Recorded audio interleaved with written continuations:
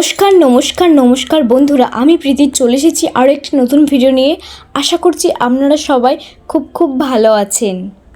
আপনারা আগের দিন দেখেছিলেন আমরা শিমুল ধরো পেরে নিয়ে এসেছিলাম, তো সেগুলো এবার ছাড়াবো ফলগুলো, তার মধ্যে থেকে তুলো বার করব। তো কিছু ফল শুকনো ছিল, সেগুলো মা আগের দিন ছাড়িয়ে নিয়েছিল, আর কিছু ফল কাঁচা ছিল, সেগুলো রোদে দেওয়া হয়েছিল। আজকে সেগুলো ছাড়াবো। তো এক জায়গায় করে দেখা যাক একটা বালিশ হয় কি না। তো বন্ধুরা চলুন আগে তুলোগুলো ছাড়িয়ে নিই। তো বন্ধুরা এই হচ্ছে টোটাল কাঁচা ফল, এরকমই পাকা ফল ছিল, কাঁচাগুলো শুকিয়ে এখন পাকা হয়ে গেছে। এর মধ্যে তুলো আছে, এগুলো বার করব। আর অনেকগুলো তুলো তো পাকা ছিল, সেগুলো মা এই বস্তাতে ভর্তি করে রেখে দিয়েছে ছাড়িয়ে। দেখুন কতগুলো হয়েছে তুলো, একটা বালিশ হবে বলে তবুও মনে হয় না, কারণ অনেকটাই তুলো লাগে।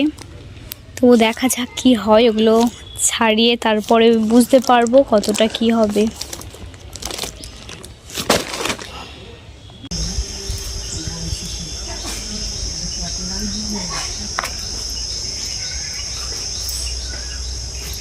তুলোগুলো উড়ে চলে গেল, হাওয়া হলে উড়ে উড়ে চলে যাবে। ছাড়ি ছাড়ি একটা করে করে একদম ঢুকিয়ে দিবি।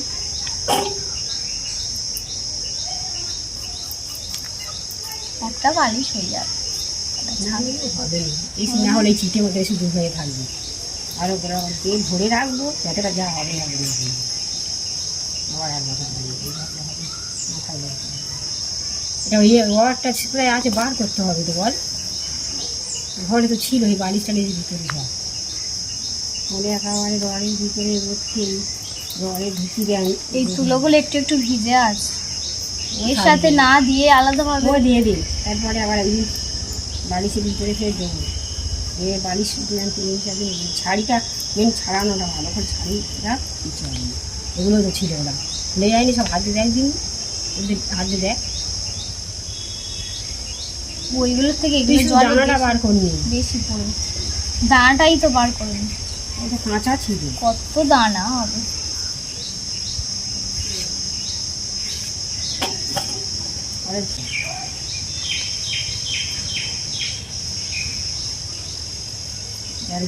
সেরকম যদি বা শুধু একটা তুলোই বড় মতন ঘাট করা যায়, সেটা শুধু তুলো থাকবে, তার ওপরে গিয়ে দুম দাম করে শুয়ে পড়তে হবে।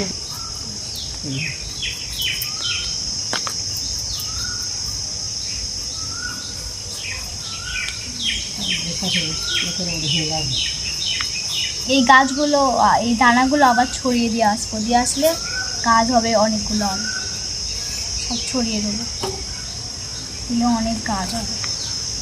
রান্না হচ্ছে। তো বন্ধুরা দেখুন, আপনাদেরকে আমি একটা ফল পুরো ছাড়িয়ে দেখাচ্ছি। এর মধ্যে কি সুন্দর গুলটি গুলটি করে তুলোগুলো থাকে, তো তার মধ্যে একটা করে গুলটির মধ্যে একটা কিংবা দুটো এরকম দানা থাকে। বিশেষ করুন তুলোটা ছাড়াতে তো আলাদা রকম একটা ভালো লাগা থাকবে। আপনারা যদি বা গাছ থেকে একবার অবশ্যই ট্রাই করে দেখবেন ঘরেতে ছাড়িয়ে। আর এই যে তুলোগুলো আমরা ছাড়াচ্ছি, এগুলো তো শিমুল তুলো, তো শিমুল তুলোর দাম আপনারা দেখবেন বাজারে অনেকটা বেশি। আমাদের বাড়িতে গাছ আছে তো আর কিনতে হবে না। তবে এই গাছটা আমাদের বাড়ি মানে এমনি এমনি হয়নি, মা মামার বাড়ি থেকে এরকম দানা নিয়ে এসেছিলো, এনে ফেলে দিয়েছিল, দিতে তারপর গাছ হয়েছে। মামাদের প্রচুর পরিমাণে এরকম শিমুল তুলোর গাছ আছে। আমাদের মানে বালিশ যত আছে তো মামারা দিয়েছিল করে, কিংবা কিছু কিছু কিনে নিয়ে করা। আর এখন তো গাছে হয়, কয়েক বছর ধরে হচ্ছে, সেই তুলোই অনেকগুলো বালিশ হয়ে গেছে।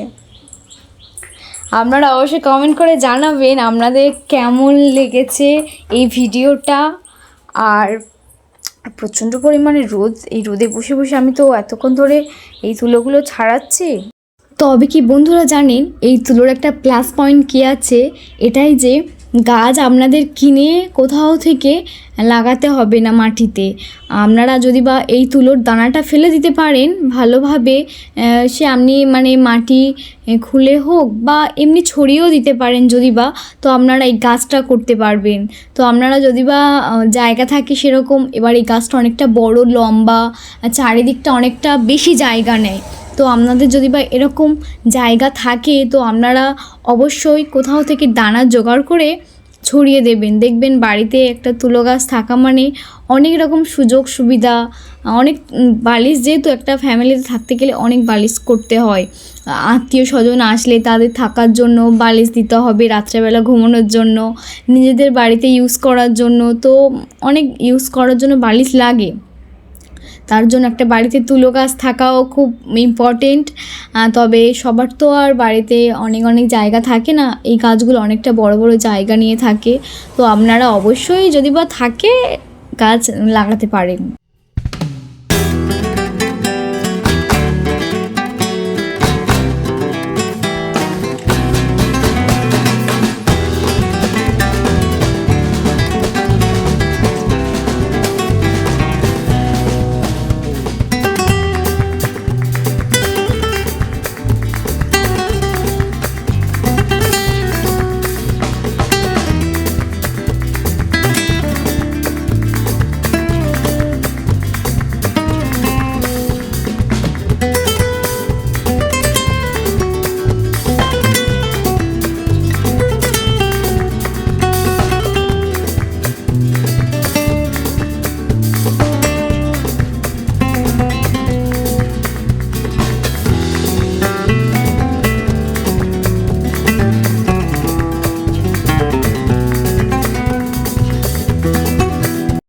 আর বন্ধুরা দেখুন তুলোগুলো কত সুন্দর দেখতে, কত সফট, দেখলেই যেন মনে হয় তুলোর ওপর শুয়ে পড়ি, এরকমটাই মনে হয়। আমার তো পার্সোনালি মনে হয়।